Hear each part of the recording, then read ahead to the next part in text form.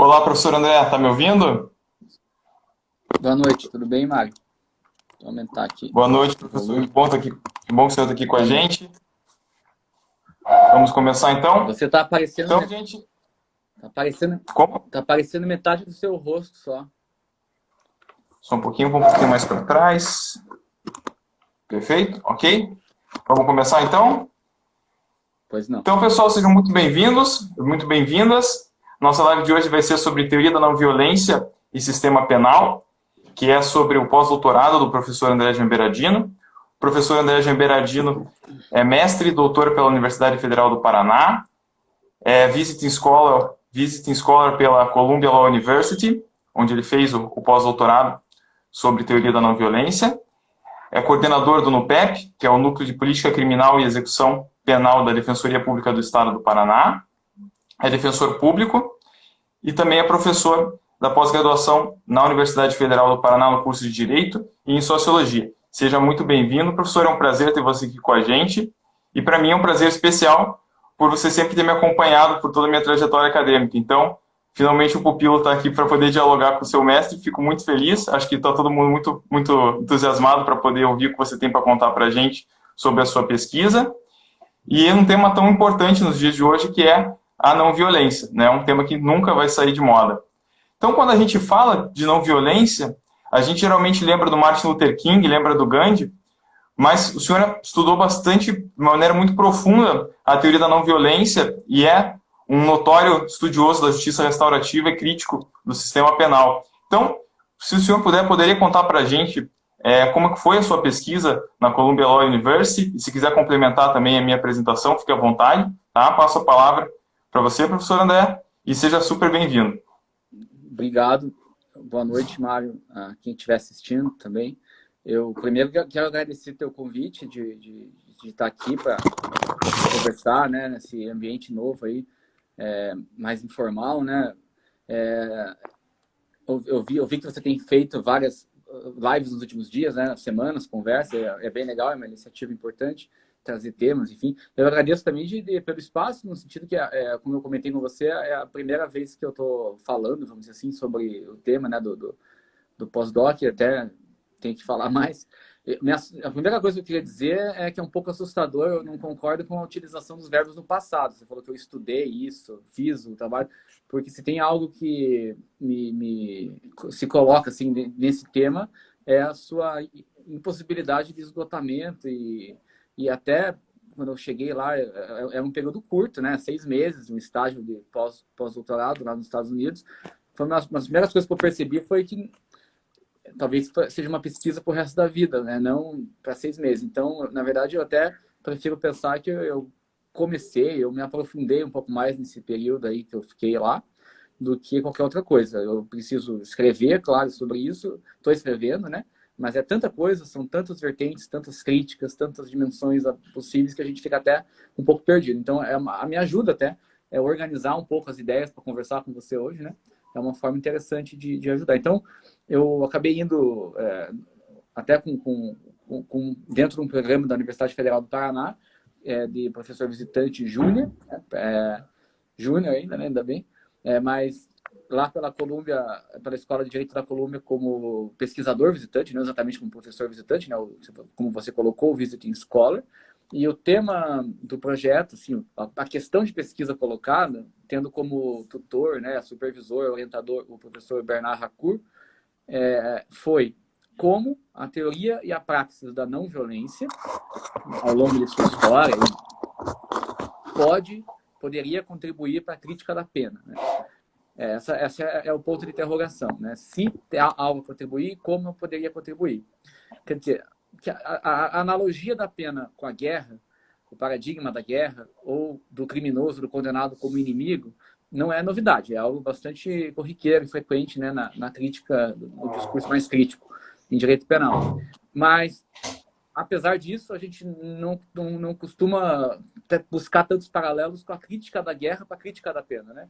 Ou que a teoria da não violência, ou o pacifismo como crítica da guerra mais específica, poderia ter a dizer também como crítica da pena. Então, a provocação inicial seria um pouco essa, né?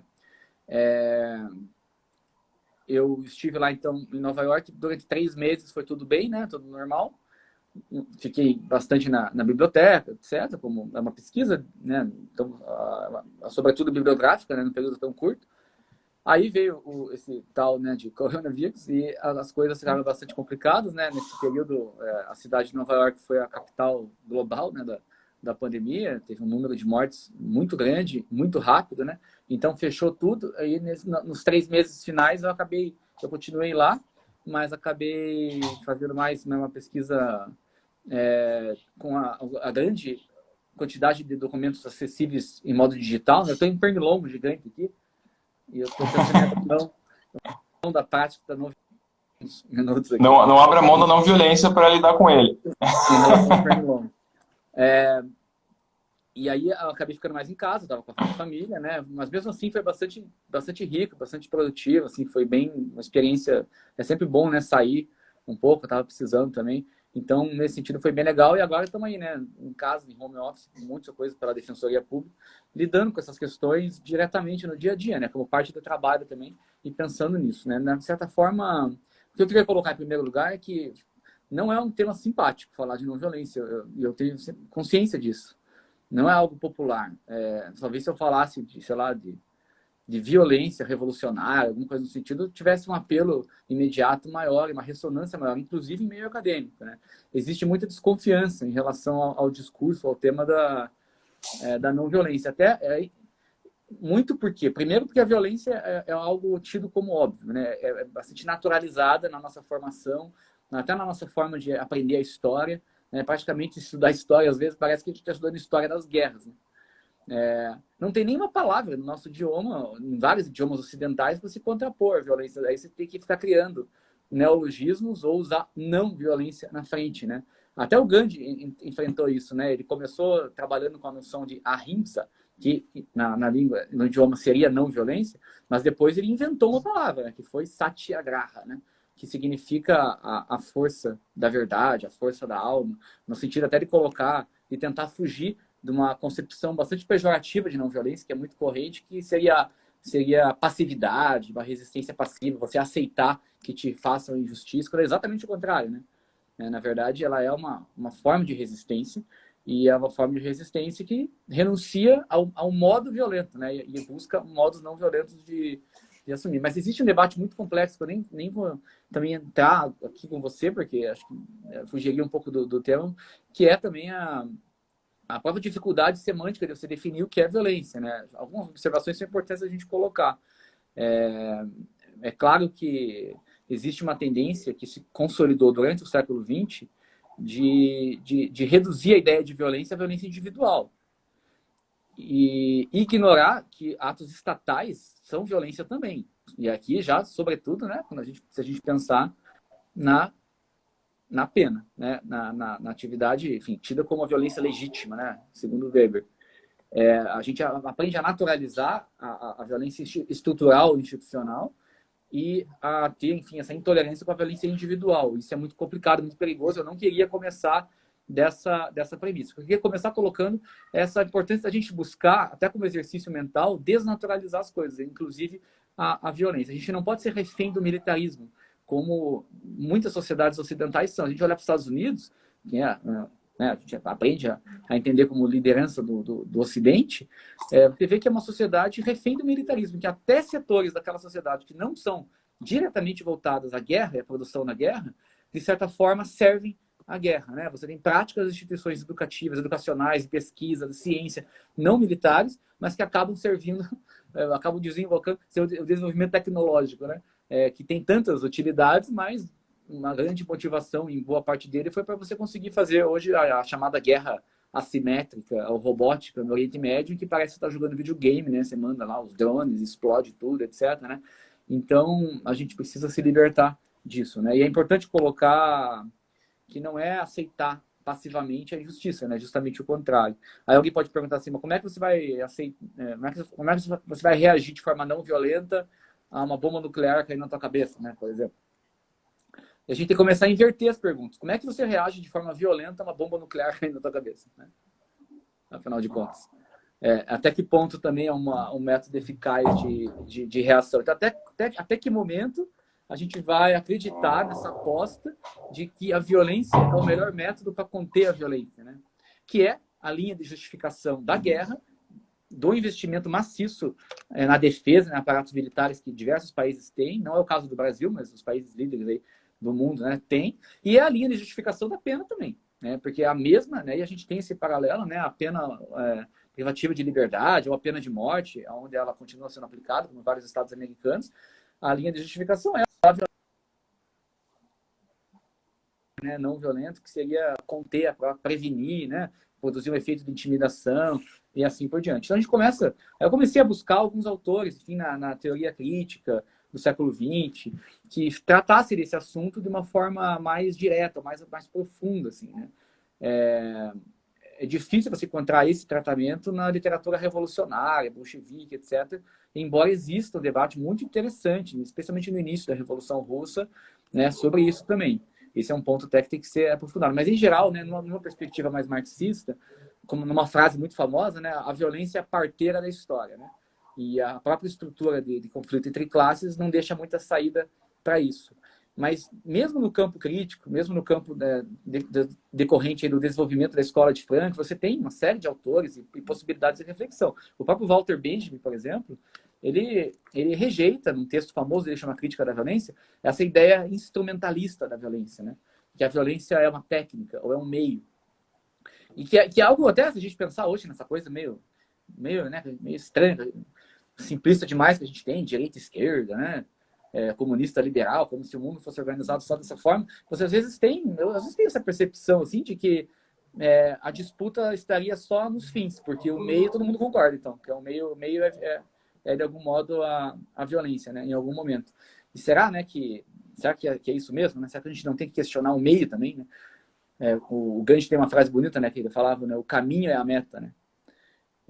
E isso vai ter uma relação muito direta depois, se a gente quiser pensar um pouco na crítica da pena, né?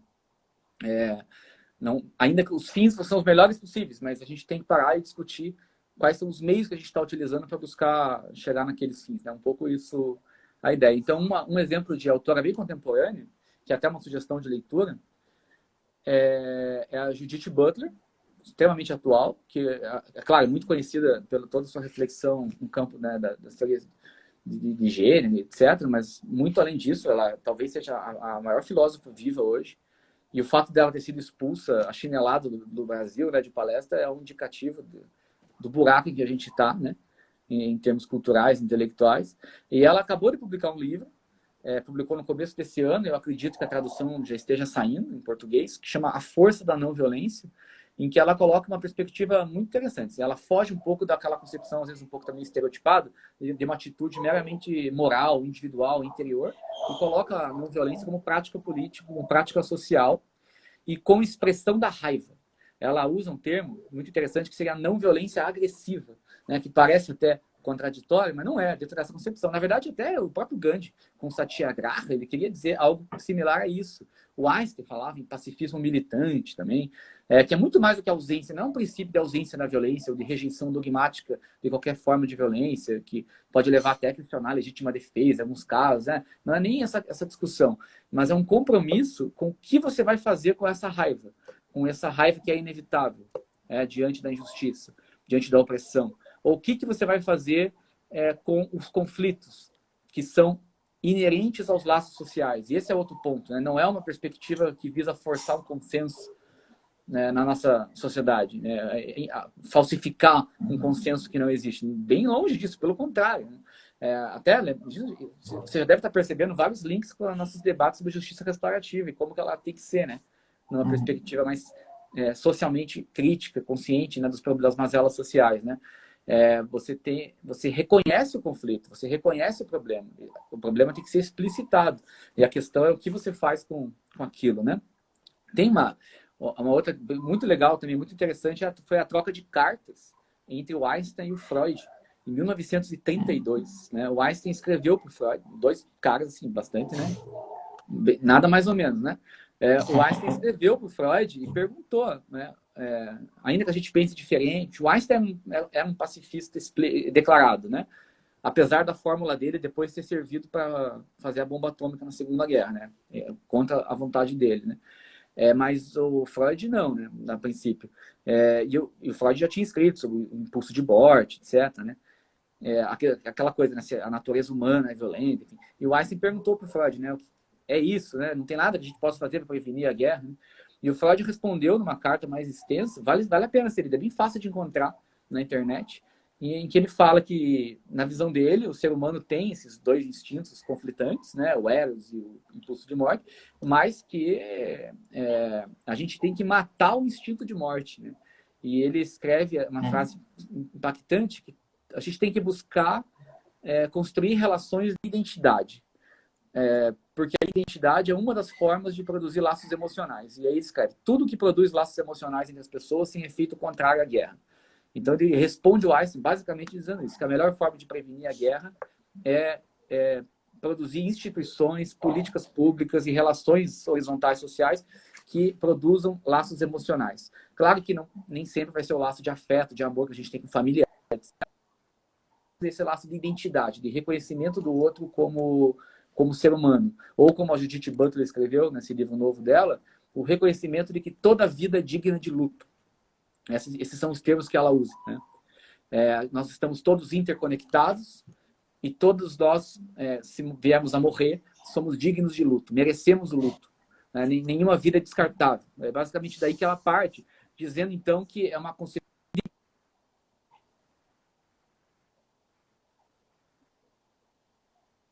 de relação, daquela igualdade que você acaba aí na vala comum da meritocracia, né, da competição louca, né, das teorias que justificam nossa estrutura econômica, né? Enfim, mesmo assim, eu não sei se você quer intervir, Mário, eu estou falando aqui, falando, mas, sei lá, você que conduz aí. Então, professor, só deixar registrado aqui que a doutora Sâmia, subprocuradora-geral de Planejamento Institucional do Ministério Público, deu um salve aí para a gente. Ela também é coordenadora do Núcleo de Prática e Incentivo à Autocomposição, uma defensora da não violência na instituição do Ministério Público. A professora Renata Youngblood, que é coordenadora do Núcleo de Prática Jurídica lá da Unicecal de Ponta Grossa, também deu um salve aqui para a gente. A Renata ela é coordenadora de pesquisa de justiça restaurativa lá da Unicecal, também está acompanhando a gente. Várias pessoas aqui entraram e acenaram. A Cristina que entrou, a Camila Romanowski que entrou, deu um salve aqui para a gente. A Jordana ali também entrou, a Ana Passerino comentou tema muito interessante. E pegando um gancho com o que o senhor colocou, acho que são premissas bem interessantes para a gente começar essa conversa, começar esse diálogo até com as pessoas que estão nos assistindo. E, por favor, sintam-se super livres para enviar perguntas, críticas, colocações sobre isso que está sendo colocado, porque aqui a ideia dessa live é justamente a gente poder construir conhecimento coletivamente e construir esse conhecimento de uma maneira que seja mais acessível para as pessoas que estão nos assistindo, né? Então, a gente não vai aqui ficar usando juridiquês e nem em termos muito técnicos, mas trabalhar isso de uma maneira que qualquer um possa e tenha condições de poder participar e contribuir. Bom, eu acho que o professor trouxe uma premissa bem interessante, no sentido de que a não violência não é o equivalente à passividade, né? E às vezes acaba existindo essa confusão. Até quando a gente pega o livro da desobediência civil, do Henry Thoreau, ele começa até falando o melhor governo é aquele que não governa. Tem gente que pega essa frase e já começa a falar, então não violência quer dizer simplesmente não mexer nas nossas feridas, quer dizer simplesmente abaixar a cabeça e se deixar ser violentado. Também tem pessoas que leem o Tolstói parcialmente, naquela perspectiva que ele traz da filosofia cristã, de dar a outra face, e fazem essa leitura da não violência como sendo simplesmente um ato de passividade. Mas também outro ponto bem interessante que foi colocado é que justamente o combate à guerra, o combate à violência é você criar vínculos emocionais nessas cartas que o senhor falou, que o Freud trocou com Einstein. Então, a humanização do outro, você criar um vínculo intersubjetivo com o outro, conceber o outro como seu próximo, como alguém que não é uma abstração, que não é, digamos assim, um eu sem nome nem face, sem história, é um passo muito importante para que a gente não admita a destruição do próximo. Então, achei bem interessante isso que foi colocado. E outra coisa que eu acho que valeria a pena a gente explorar, professor, é a perspectiva da justiça restaurativa. Então, acho que quando o senhor colocou ali, comecei a estudar a não violência na parte vinculada ao sistema criminal e à aplicação da extinção da pena, como que você visualiza uma aplicação prática no nosso atual sistema de justiça da não violência, levando em consideração que ela não significaria passividade, mas assim uma perspectiva de trabalhar com o outro construtivamente, ou de reagir ao outro construtivamente, sem ser destrutivo? De que maneiras práticas você visualiza da aplicação da não violência no nosso atual sistema de justiça, no nosso atual sistema de justiça criminal, que funciona por excelência através da punição, através da negação do outro, através da reificação do outro? Isso seria possível utilizando, digamos assim, a perspectiva da não violência que o senhor está comentando? É a pergunta chave. Acho que sua conexão está meio ruim, professor. Não está aparecendo. Eu estou aparecendo aqui. O senhor tá... Eu estou me vendo. Bom, então, seguimos. Você está me ouvindo? Você está me ouvindo, Mago? Tô sim. Pode continuar, professor. A tua pergunta é a questão chave, né? É o ponto de chegada, de certa forma, é a pergunta que a gente busca responder no final. Até não sei se não seria melhor até tentar comentar um pouco de alguns elementos teóricos antes de chegar a responder essa pergunta. Que, certamente vai desembocar na justiça restaurativa, transformativa, né? Que é um novo termo cada vez mais utilizado. Mas, além disso, também vai envolver todas as relações dentro do sistema de justiça criminal entre os atores, os agentes, né, que participam dele. Então, a relação, inclusive, com as polícias, com os servidores do sistema penitenciário. Né? Eu acho assim, que a gente tem um novo sujeito de direitos fundamental para reconhecer que são as famílias de pessoas presas. Mas antes de chegar, eu acho que é importante discutir um pouco alguns elementos assim, teóricos, né? Especialmente tentando entender o que é, afinal, o que é, em resumo, né, a perspectiva da não violência como crítica da guerra, e sempre buscar ir fazendo esse paralelo, né, no que isso tem a ver com a crítica da pena. Porque tem um pacifista, né, que se coloca como pacifista, nem como não violência, né, porque tem essa distinção. Muito bom, que um professor americano chama Robert Holmes, ele fala muito diretamente assim, né? A única definição que ele aceita de guerra é o assassinato em massa, sistemático e deliberado de seres humanos, acompanhado de uma justificação moral. Ele ainda trabalha com o conceito de guerra sinóptica, que inclui a necessidade de justificar também os efeitos colaterais da guerra, o que vai incluir crise econômica, sanitária, os civis que morrem, né? E tudo mais. Isso também precisa ser, segundo ele, justificado, né? E aí você tem que perguntar se a guerra pode ser justificada de algum modo. Sim ou não? Se você responder que sim, padrão, vamos dizer assim, que a gente tem a mais comum, né? A gente está dentro do campo do militarismo, né? E se você responder que não, você está no campo da crítica, né? Da rejeição. E tem basicamente duas formas de justificação da guerra.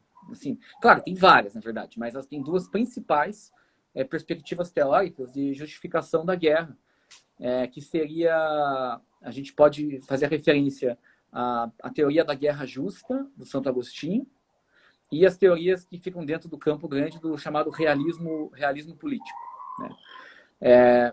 Na teoria da guerra justa, do Santo Agostinho, há um esforço teórico muito grande em justificar a guerra desde que haja uma causa justa, uma justa causa. A ideia, a justa causa aí, né, de novo. Que seria... A justa causa aí assombrando a gente novamente. Para alguns seria você proteger os inocentes, né, por exemplo. O Santo Agostinho foi um teórico fundamental para a justificação da participação da Igreja Católica nas guerras do medievo, né? E ele escreveu sobre a pena junto, sabe? Os escritos dele não é só sobre a guerra, é sobre a guerra para fora e a pena, a punição para dentro também, né? Isso é um paralelo interessante. E há alguns paralelos bem interessantes que pode fazer, enfim, com as teorias liberais utilitaristas que do século XVIII, XIX vieram para ocupar um espaço e justificar a pena moderna, né? há realmente muitas coisas aí que a gente pode encontrar pontos de conexão. E no realismo político, que é também uma corrente de justificação da guerra, a gente encontra até teorias paralelas com algumas teorias críticas da pena. Porque o realismo político é aquele que vai dizer, olha, a guerra não é moralmente justificável. Você não tem como justificar deliberadamente matar seres humanos de forma sistemática e em massa. Mas é necessário. Né? O argumento da necessidade, que indica que questões de moralidade nem entram aí. E aí você tem toda a base da teoria política do Estado moderno, você vai ter isso desde Hobbes, Maquiavel, né? E depois os utilitaristas, de certo modo, vão desenvolver isso de uma forma mais disfarçada, refinada, mas a gente está falando em justificação da guerra. E às vezes assim, até me lembra um pouco quando a gente fala dentro do campo crítico da pena, de uma forma um pouco resignada em relação ao abolicionismo penal, em relação à pena, né?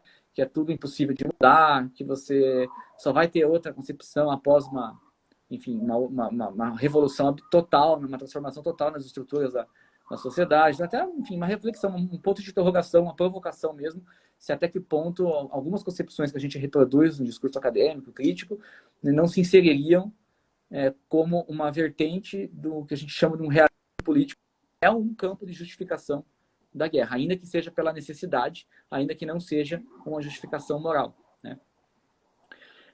E a resposta não àquela pergunta, que entende que não há como você justificar o assassinato sistemático de seres humanos, você teria, enfim, as posições ou pacifistas, que estão mais voltadas à guerra, à questão militar, ou as teorias da não violência, que aí se dividem, conforme seus autores, você vai se dividir, enfim, o Gandhi, né, é conhecido mais também pela sua espiritualidade, né, por um olhar mais interior, né, algo que alcançaria opções de vida, até alimentação, etc. Mas você vai ter também as versões ocidentais, né, como o Luther King, que você citou, ou como o Nelson Mandela, que para mim talvez seja aquele que mais tem a dizer, mais coisas a dizer para o Brasil, pela questão racial e pelo fato do que ele fez, né, na forma pela qual ele exerceu a liderança na África do Sul. Você não tem tanta essa preocupação, que às vezes há uma acusação em relação ao Gandhi, né, de metafísico demais, até de hipocrisia, né? Dizem que, por exemplo, não tratava bem as mulheres, enfim, tem várias polêmicas em relação a isso, né? Que acho que até você pessoalizar muito, assim, uma teoria em algumas autores, algumas pessoas, é uma forma para mim bastante superficial de você fazer a crítica da ideia, né? Não se resume só isso, embora, claro, que é importante, né? Então, enfim, a parte, as controvérsias, né, sobre a história pessoal do Gandhi, é claro que ele é muito importante, né? Falou muitas coisas importantes, mas eu estava dizendo que o Luther King e o Mandela não tem tanto esse olhar, eles tratam mais a não violência, especialmente o Mandela, mais como uma prática política, até estratégica mesmo, né? Em alguns sentidos, né? O Mandela mesmo, a história dele é um exemplo disso, em que ele aderiu a uma perspectiva de não violência, de amor aos inimigos, etc. Não amor exatamente, mas de cordialidade, né? E de devolver o ódio com respeito, devolver o ódio com a tolerância. Ele aderiu a essa concepção nos 27 anos que ele ficou preso, né? Como preso político, encarcerado, né?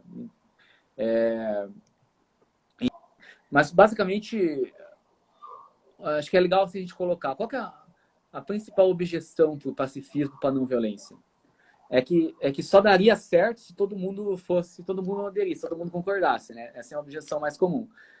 Se todo mundo concordar que a guerra é ruim, ninguém guerrear, ninguém jogar bomba na cabeça do outro, ninguém invadir o país do outro, etc.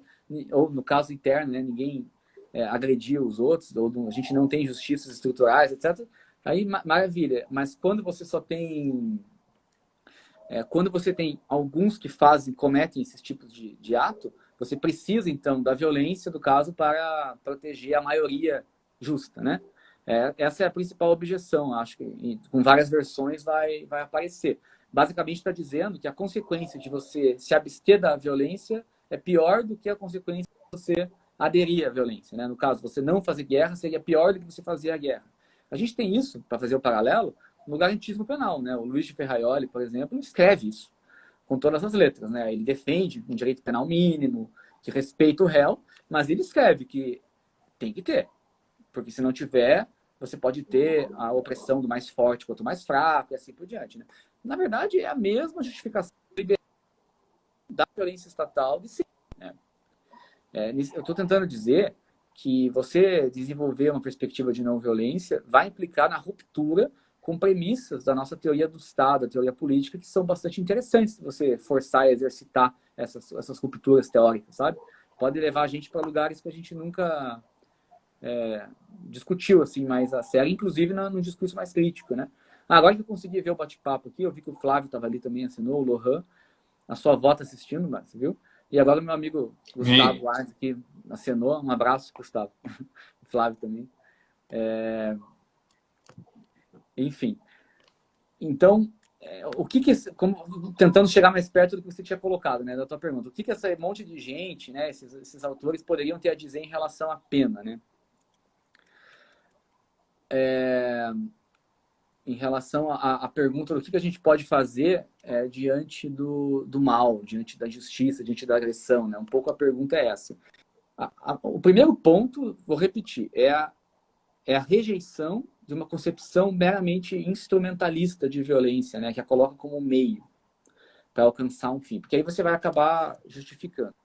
O Gandhi disse, certa vez, que o meio, a forma pela qual você busca construir as coisas, seria como a árvore. Né? E as finalidades, os fins, ou melhor, ao contrário, o meio seria a semente e a finalidade, o fim, seria a árvore que vai nascer dessa semente. Eu ia falar árvore e fruto, dá na mesma, né? A metáfora é a mesma. Semente, árvore, árvore e fruto. O que ele quer dizer é que você não chega a fins...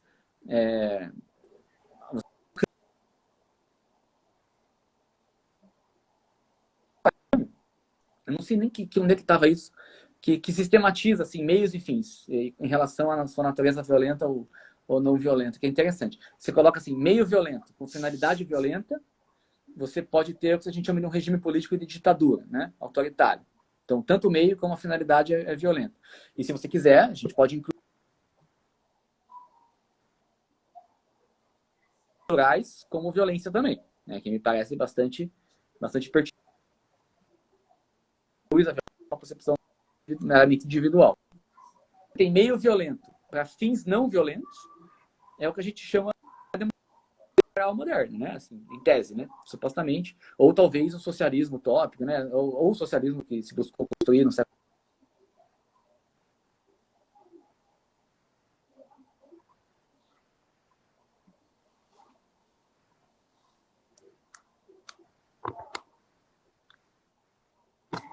Mas seria basicamente isso, meios violentos para se chegar aí, né, a algo melhor, uma sociedade melhor. Na Segunda Guerra Mundial se falava muito isso, né? A guerra que vai acabar com todas as guerras, né? Tá travando o áudio, deve estar ruim a conexão mesmo. O problema o áudio e a imagem está travando, professor, está meio pixelizado. Não sei se o senhor está com algum problema na conexão. Não, no princípio não. Eu posso tentar mudar de lugar. Mas aqui vai ser... Está travando aqui para as pessoas. Vamos ver aqui.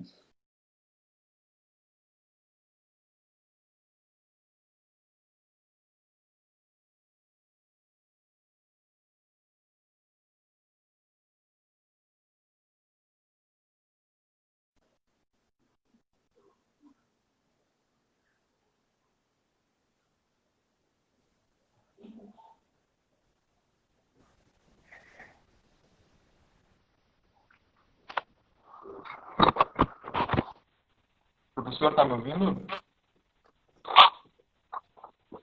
Voltou, Mário? O senhor está me ouvindo? Melhorou. Estou te ouvindo. Você está me ouvindo? Estou sim, agora melhorou. Eu toquei a rede de Wi-Fi. Eu acho que eu estava na rede de Wi-Fi longe, não no roteador mais próximo, acho que foi isso.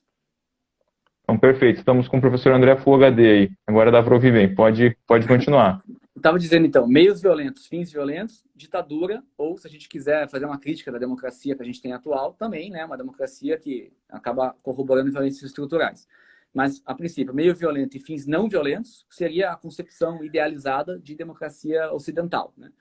Meios não violentos para fins violentos, pode-se mencionar o uso do discurso da não violência como estratégia política para derrubar governos rivais, governos aliados.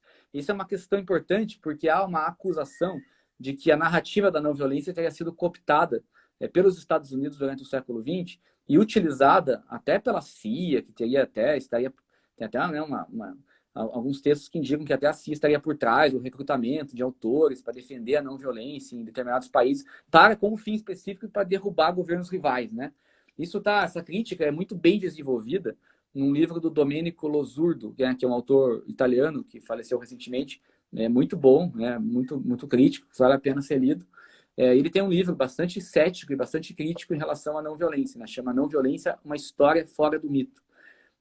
Sinceramente, eu discordo de vários pontos que ele coloca ali, mas é um livro muito bem escrito, muito consistente, e um dos pontos que me parece pertinente da crítica dele é esse, né? Ele coloca um pouco como a narrativa da não violência em alguns países foi instrumentalizada para servir interesses das potências do Ocidente, né? Assim por diante. Então também a gente não poderia colocar isso como algo, né, interessante. E por último, né, você teria os meios não violentos para se alcançar fins não violentos. Aí seria uma sociedade não violenta, né? Essa seria a sociedade que a gente tinha que buscar. Atingir fins não violentos, mas sem usar meios violentos, né? E aí você acaba entrando na questão um pouco do abolicionismo penal, né? Eu não acredito, sinceramente, que seja possível a gente debater abolicionismo penal fora da não violência. Eu não consigo entender até como que seria viável você discutir abolicionismo penal sem ser uma discussão fundada na não violência, como fez durante a sua vida, né, infelizmente encerrada aí, precocemente, o grande amigo Tiago Fábio de Carvalho, né, que tem textos belíssimos sobre isso. Por quê? Porque você aí está realmente falando num abolicionismo penal fundado nas relações sociais daquela sociedade, daquele local em que ele está. É por isso que ele tem que ser local também, né? Não adianta, a gente tem que construir uma perspectiva abolicionista brasileira, né? Isso significa escutar os movimentos sociais e intelectuais do Brasil que pensam os problemas do Brasil, como o racismo, e aí a gente tem o feminismo negro brasileiro discutindo não violência, por exemplo. A gente tem que escutar, ouvir, aprender dar voz sempre que possível, né? É claro que a gente aprende muito com os autores nórdicos, a gente aprende muito e se inspira muito com alguém como Angela Davis nos Estados Unidos, mas tem que ser um saber e uma luta local, né? Eu fiquei muito, assim, bem impressionado. O último evento que eu participei lá na universidade, no período do estágio do pós-doc, antes da pandemia fechar tudo, foi justamente um evento sobre abolicionismo penal, né? Chamava Além das Grades. E a Angela Davis, inclusive, fez uma fala na abertura. E eu fiquei muito impactado pelo fato de ser um evento cheio de gente da comunidade, né? Não era um evento com estudantes e professores e pesquisadores. Tinha também, claro, mas era sobretudo povoado pelas pessoas, pelas mulheres, familiares de pessoas presas. Essas pessoas estavam lá debatendo abolicionismo, que nos Estados Unidos é algo diretamente ligado à questão racial, né? Ao encarceramento em massa, como o novo Jim Crow, né? As novas leis de segregação, enfim. O que aqui também podia ser, mas acaba não sendo, né? Por uma série de fatores, né? De ocultamento da questão racial que a gente tem, né? Mas, assim, agora sim, respondendo a tua pergunta, eu acho que a gente tem como repensar a justiça penal a partir desse prisma. Acho que tem duas palavras-chave que a gente pode assim, começar a pensar, que seria, primeiro, você conhece bem esse assunto, né? Comunicação, ou seja, a ideia da resposta à violência, da resposta ao crime, a resposta a um ato que a gente não pode admitir como algo que pode ser praticado. A resposta seria uma resposta, sobretudo, preocupada em construir uma mensagem, em construir uma comunicação, né, em dizer, realmente, isso aqui está errado, isso aqui não pode acontecer. Né? Não pode chegar em casa bêbado e jogar água fervendo na mulher porque está com ciúme. Não pode. Né? Não pode matar as pessoas, ninguém, né? E assim por diante. Mas como que você vai construir essa mensagem e comunicar esse efeito de comunicativo, né? De que isso é algo errado, que a gente chama de uma censura, né? E assim por diante. Essa é a questão. Se a gente adere à premissa gandiana, né, de que você tem que construir meios não violentos para fins não violentos, a gente tem que buscar formas também não violentas de fazer isso. Talvez a justiça restaurativa seja um desses caminhos. a grande questão aqui é abrir mão do chamado hard treatment, né? Do tratamento duro. A ideia do sofrimento, a ideia do que tem que sofrer, tem que humilhar, né? Para que a gente tenha essa mensagem, né? Essa premissa que tem que ser desconstruída, né? A gente tem que lutar contra essa ideia, que é uma premissa, né, que circula muito forte, aquela coisa até, são as fúrias, né? Pensando na mitologia, né? São aquela coisa de que não, para passar essa mensagem você precisa de tirar sangue, né? Autores tão diversos, de campos tão diversos, como Durkheim e como Nietzsche, escreveram sobre isso. Sempre no sentido de que, olha, quanto mais sangue uma sociedade precisa ver e tirar para se sentir pacificada, para se sentir justiçada, menos evoluída ela é, né? Menos civilizada ela é, mais arcaica ela é. Isso está no Durkheim, naquele texto famoso dele, As Duas Leis da Evolução Penal, ainda que de uma perspectiva mais evolucionista e tal, mas está no Genealogia da Moral do Nietzsche também, de uma forma bem contundente, né? É um pouco por aí, né? O Nietzsche, inclusive, ao contrário de muitas interpretações dele, né? Ele colocava isso como o que ele chamava de uma moralidade escrava, né? Você achar que precisa ser como o Senhor, né? E assim por diante. Então, um pouco isso, né? Uma forma de responder ao crime não violenta passaria pela construção de uma mensagem, uma comunicação, sem necessariamente ter o chamado tratamento duro, né? Sem necessariamente ter o sofrimento. E esse seria o primeiro ponto. E o segundo elemento, enfim, dessa possível construção seria a fragmentação. Fragmentação no sentido de que as respostas não são iguais para todos os casos. Bem ao contrário do que o sistema penal faz, né? Que vende um remédio parecido ou igual para todos os tipos de situação, praticamente, né? Só dosa em tempo livre, né? De pena ou de multa, né? Então, a grande questão aqui é a rejeição de um sentido unívoco de justiça, né? Ou universal. Aqui a gente pode ter uma conexão dentro da teoria crítica, por exemplo, com Adorno, que foi um autor da Escola de Frankfurt que escreveu muito, né, justamente contra essa ideia de totalidade, assim por diante, né? Bem interessante. E mesmo, então, a partir desses dois elementos, você tem um mundo, né? Você tem um mundo de coisas aí para pensar e para buscar desenvolver. O Gandhi falou poucas vezes, né? Mas algumas vezes, tem alguns textos do Gandhi, da década de 40, em que ele fala de direito penal, mais especificamente. Ele se questiona, assim, né? O que fazer se eu chegar na minha casa e tiver 3 ladrões lá e baterem em mim e me roubarem, né? E aí, respondendo essa questão no texto dele, ele lembra dessa concepção de meios e fins, né? Que não adianta você achar que vai alcançar fins justos e pacíficos se você se utilizar de meios violentos. E ele coloca alguns caminhos, né? No final das contas, ele defende um caminho que rejeita até chamar a polícia. Ele até é bem interessante. Ele fala que, por exemplo, no dia seguinte, se tem um ladrão assaltando ele todo dia, no dia seguinte ele deixaria a janela e a porta aberta e ainda deixaria alguma coisa de presente para o ladrão em cima da mesa. Mas o que ele quer dizer com isso, né? Ele quer dizer que a melhor forma de lidar com isso é acolhendo, né? É buscando, ainda que não seja, como eu disse, um laço de amizade ou de empatia, mas é um laço, né? Não é rejeitando o laço, porque é a rejeição do laço que a gente chama de desumanização, né? E é o que a gente chama de desumanização que vai permitir que você ria da morte do outro, que você não veja no outro como alguém digno de luto, né? Como a Butler escreveu, né? Então, tudo vai girar em torno um pouco disso, né? Como evitar a construção do inimigo, como evitar a desumanização do outro.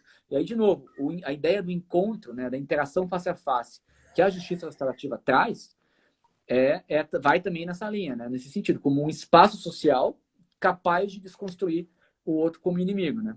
É um desafio e que me parece que está cada vez mais claro, é um desafio que só vai ser cumprido se a gente conscientemente rejeitar a redução do conflito, de novo, aquela situação meramente, um caso individual, né? Um problema dessa pessoa, né?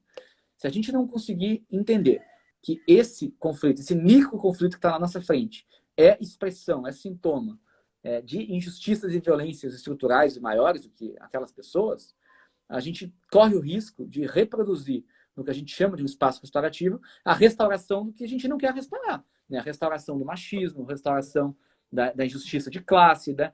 A restauração desses efeitos nefastos que a ideologia da meritocracia produz na nossa sociedade, que na verdade naturaliza a injustiça, né? Dá uma impressão de que aquilo é resultado de uma competição, quando não é, e assim por diante, né? E a gente tem que realmente tomar cuidado com a plasticidade dos termos, né?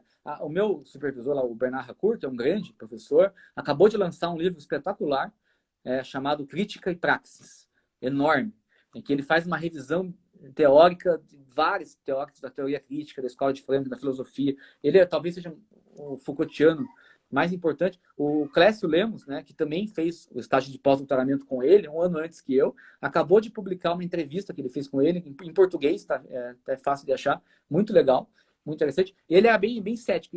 Nas conversas que a gente teve, né, não foram tantas assim, mas nas conversas que a gente teve, ele deixou muito claro essa posição dele sobre um pouco cético em relação à plasticidade do termo, né? Porque nos Estados Unidos isso ficou muito claro no debate sobre pena de morte, né? A Suprema Corte proibiu a pena de morte na década de 70 porque seria pena cruel. Aí começaram a discutir o que era pena cruel. Em pouco tempo depois, a Suprema Corte voltou a autorizar a pena de morte, por isso que tem até hoje, desde que não seja cruel. Aí começaram a debater o meio, né? Ali se seria com injeção letal, passa o álcool para infectar, né? No outra vida. Você não seria uma pena cruel, por exemplo, né? Então, aí é uma coisa que a gente tem que criticar, porque, afinal de contas, você não manipula o significado das coisas de uma forma tão explícita assim, né? E eu encontrei um exemplo, eu achei um livro de um autor indiano, sobre direito penal indiano, em que ele busca tentar refletir sobre essas mesmas questões a partir lá da ideia de Satyagraha, né? Em que ele conta que no direito penal antigo da Índia, mas muito antes de Gandhi, né? No século anterior, o ato de matar um criminoso, então, ou seja, a execução, a pena capital, era interpretado como um ato de não violência, como a ahimsa, porque seria equivalente ao sacrifício de um animal.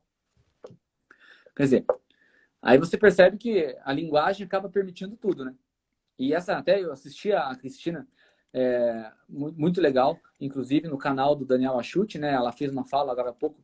Eles estavam debatendo a questão do vocabulário, da linguagem, como um dos grandes problemas, né? Dessa justiça restaurativa judicial que a gente tem no Brasil, que tende a reproduzir o mesmo vocabulário, né? E a mesma linguagem, e corre o risco, né? Não estou dizendo que isso acontece sempre, porque eu acho que tem práticas muito legais, muito interessantes, né? Mas corre o risco de acabar sendo um espaço de violência também, ainda que não seja a mesma violência, né? Que não seja a violência da prisão, etc., mas um espaço de degradação moral, um espaço, sabe? Como o uso, por exemplo, de termos como, por exemplo, ofensor, que reduz a complexidade do sujeito a uma categoria única, né? Como se ele tivesse fadado a ser uma pessoa que violenta o outro compulsoriamente. Exatamente. O encosto correcionalista. Eu adoro muito esse termo, né? Porque é o encosto, sabe? Encosto. Você não consegue. Do correcionalismo penal. A ideia é que você está ali para convencer o outro como é que ele tem que viver, né? Aí você está ali para melhorar o outro. Ele que é o problema ali. O indivíduo. Não dá para ser assim, né? Isso não é uma premissa de respeito ao outro na sua autonomia, na sua dignidade, né? Trabalhar o outro como um objeto de intervenção, né? Uma perspectiva de prevenção especial positiva, né? Que não é justamente a ideia da não violência, né? Exatamente. Mas, assim, além dessa questão dos casos individuais, da questão da justiça restaurativa, eu tentei, né? Eu estou tentando pensar, me perguntar, até uma coisa para colocar em discussão mesmo, né? Com os colegas. Além disso, como que uma luta política contra o encarceramento em massa, contra os absurdos que a gente assiste no sistema penal brasileiro, pode ser feita a partir das premissas estratégicas, inclusive da não violência. Essa é uma questão interessante, né? É interessante porque, por exemplo, uma das principais estratégias da não violência, que é o autossofrimento, o militante, né, deixa que a injustiça aconteça, né, você se deixa apanhar. Para sensibilizar o outro? Já viram o filme da história do Gandhi? Aquele episódio famoso, né, do Sal, da Marcha do Sal, em que um por um os ingleses iam dando cacetada. Por quê? Porque isso seria você escancarar a tua dignidade, né? Você escancara para o mundo que você tem razão, você acredita no que você está fazendo, que o errado é... E aí quem está te agredindo perde a base do seu poder, da sua legitimidade, porque vai perder o apoio da maioria, né? É uma estratégia política, você tendo certeza do que você acredita, escancarar que a injustiça está do lado do opressor, está do lado de lá, e assim conquistar um apoio, né, da maioria. Agora, como, né? que a gente pode pensar nisso na população carcerária, em que a imposição de sofrimento e de maus tratos para essa população já está naturalizada e já está justificada, até porque se atribui a essas pessoas um ato de violência também, né? Elas cometeram um ato de violência contra uma vítima, contra alguém, assim por diante. Então, até que ponto, por exemplo, uma organização dos presos poderia ser o porta-voz dessas reivindicações? Essa é uma questão, eu não sei responder, sabe? É uma questão, um ponto de interrogação. Existe algumas organizações dos presos, inclusive com um discurso voltado à garantia de direitos da população carcerária, mas que ao mesmo tempo tem, enfim, negócios ilegais, etc. E aí, para todos os fins, para o Estado é facção, é orcrim, não tem conversa, né? Aí ninguém nem escuta a outra parte que se poderia ter a dizer, por exemplo, né? Então, me parece assim, a gente pode pensar, eu não sei, em relação à própria população carcerária, eu acho uma pergunta bem difícil, assim, como eu disse, eu não tenho resposta, é algo que a gente tem que pensar, todo mundo tem que pensar, mas outros sujeitos coletivos de direitos e que podem construir práticas políticas não violentas de contestação e desconstrução da pena do sistema penal, pode ser dois, quem sabe. Primeiro, as vítimas, por menos sentido que isso possa fazer aparecer, mas eu consigo sim visualizar, e existem experiências assim, inclusive nos Estados Unidos, né, de organizações de vítimas que lutam contra a pena de morte, por exemplo, lutam contra a injustiça do sistema penal. Porque no Brasil a gente tem uma perspectiva de movimento das vítimas muito ligadas ao punitivismo, né? Como, claro, por exemplo, movimento de vítimas de trânsito, até um movimento relacionado à questão de aumento de pena para casos relacionados à violência, né? Para crimes violentos. Então, no Brasil existe mais essa perspectiva da vítima voltada para a violência, para a destruição do ofensor, né? Acho que no mundo inteiro, nos Estados Unidos também. Eles têm lá a declaração da vítima que pode juntar no processo e tal. Mas existe também a outra dimensão, existe a outra opção. Eu tenho certeza que nunca foi nem cogitado, às vezes, esse caminho, né? Nunca foi colocado esse caminho como um caminho possível, como um caminho interessante. Porque aqui a linguagem dos direitos é uma linguagem de ganha-ganha e perde-perde. Eu não preciso reduzir o direito do outro para ter o meu direito respeitado. A pena do agressor, o sofrimento dele não é o meu direito necessariamente. A gente não precisa construir as coisas dessa forma, né? E o outro sujeito coletivo, eu estou apressando aqui porque eu sei que você quer terminar antes de dar 1 hora, né, Mário? Já está dando 1 hora, né? Não, a gente ainda tem mais 3 minutos, professor. Eu pego esses 3 minutos e vai. A gente está todo mundo muito ligado aqui. Então, como achar melhor? Eu acho que um outro sujeito coletivo de direitos com potencial enorme para construir uma luta não violenta contra o sistema penal são as famílias das pessoas presas, os familiares, as mães, né? Quem que consegue não ver a dignidade que tem uma mãe, né? O sofrimento de uma mãe, mesmo das esposas, mas sobretudo das mães, eu acho.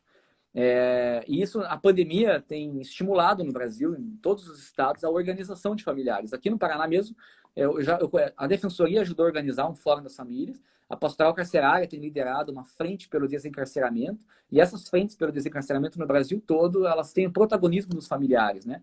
E acho muito importante pensar em formas de protesto mesmo. A gente está falando em protesto, a gente está falando em resistência, a gente está falando em fazer barulho, não é em aceitar as coisas, mas que sejam pautadas nessa afirmação. E veja como isso tem a ver com o que a Butler fala, né? A dignidade do luto, a vida digna de luto. A gente tem aí quantas mortes nas mãos da polícia no Brasil, né? É um recorde mundial de mortes em conflito com a polícia. A gente tem as mortes no sistema prisional, as mortes tidas como naturais, né? A gente tinha que ter funerais em praça pública para essas pessoas, para esses anônimos, esses ninguém, supostamente ninguém que estão morrendo, para afirmar a dignidade dessas vidas. É uma forma, né, que vai nessa linha não violenta, na busca de construção de uma sociedade não violenta e de lutar contra as injustiças do sistema penal, né? É um pouco por aí. O luto como forma de protesto, né? Isso que eu quero dizer, é isso que está nesse livro da Butler que eu mencionei, lançado esse ano, né? Então, enfim, tem um monte de coisa, né, para colocar, mas eu acho que eu tentei, enfim, resumir os principais pontos e eu agradeço de novo o teu convite. Também quero aproveitar para fazer o convite para essa outra oportunidade no canal do YouTube do Daniel Achute, que é JR Crítica, daqui 2 semanas, dia 24, eu acho, de setembro, às 17 horas. Enfim, obrigado, Mário. Boa noite. A gente ainda tem mais 3 minutos, professor. Obrigado por ter vindo. Foi fantástica a aula que você deu para a gente sobre teoria da não violência e a relação dela com o sistema penal. Só para a gente poder fechar, o Neto, aqui ele mandou uma pergunta que eu acho que o senhor tocou nesse tema, que é como fundamentar esse discurso não violento em contraponto à falácia da função preventiva da pena. Se o senhor puder resgatar isso, a gente tem mais 3 minutinhos. Você está falando que a gente tem 3 minutos, faz uns 3 minutos, né? Daqui a pouco vai cortar. Não, agora é verdade, 100% verdadeiro. Tá ali no YouTube, eu estou conseguindo controlar. Tem mais 2 minutos e meio agora. Eu nem vi essa pergunta, eu acho que foi bem na hora que eu perdi a conexão, porque não apareceu aqui. A pergunta... Bom, eu acho que a primeira coisa é explicitar algo que não está explícito, que é que o discurso utilitarista da pena, que inclui as teorias preventivas da pena, são violência também. Inclusive a ideologia da ressocialização, da reabilitação e assim por diante. Você tem como, né? Você tem formas de desconstruir a ideia de que essa seria uma reação humana ou que escaparia dessa crítica, né? O primeiro ponto é esse, né? Foi esse, né? Você desmascarar a violência do Estado, a violência institucional e estrutural como se não fosse uma violência objeto de combate quando a gente fala em não violência. Quando a gente fala em não violência, a gente está falando primeiro em resistir a essa violência, não a violência individual. Claro que a violência individual também entra, enfim, né? Eu queria acabar, Mário, até sugerindo um outro livro que eu não comentei. Eu não sei se ele está aqui. Agora está ali em cima. Mas é um livro que até eu estava lendo esse ano, da Martha Nussbaum, que é uma outra filósofa americana, chamado Raiva e Perdão, Anger and Forgiveness, em que ela trata por tudo isso e ela é muito bom. Ela fala dessa necessidade de você buscar aceitar a raiva, admitir que a raiva muitas vezes é inevitável diante da injustiça, mas saber caminhar porque ela chama de uma raiva de transição. Inclusive, o melhor exemplo que ela indica dessa raiva de transição foi o discurso do Luther King, lá o famoso, tem um sonho e tal, né?